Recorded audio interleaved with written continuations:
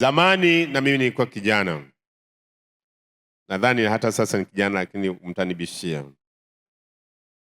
Lakini mwaka 83 na mimi nilikuwa mwaka wa kwanza chuo kikuu, halafu mwaka 87 nilikuwa mwaka wa 4 chuo kikuu huko Kenya, na baadaye. Kwa hiyo nimepita maisha ya chuo kikuu.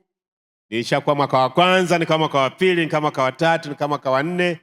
Baadaye nikafanya kazi,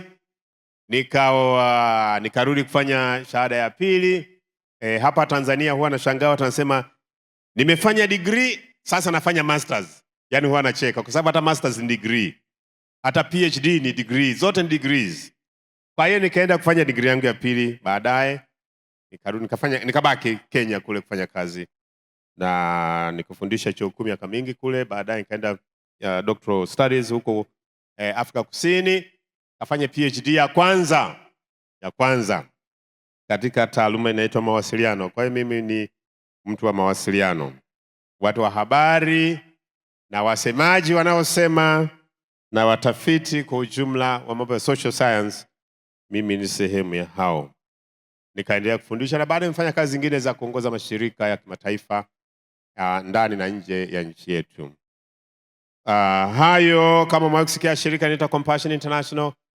Nilikutana na moja hapa product yetu. Nilikuwa mkurugenzi wa nchi kwa miaka 7, 2002 mpaka 2009.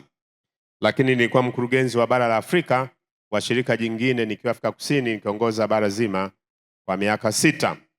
Kabla sijaja St. John's University kuwa vice chancellor kwa miaka 5, na kabla ya kuteuliwa kwa balozi wa Tanzania nchini Zimbabwe na Mauritius. Na kabla hapo nilifanya kazi zingine za mashirika mengine. Lakini niseme haya ujue ya kwamba maisha yanawezekana. Unaweza kufika mbali.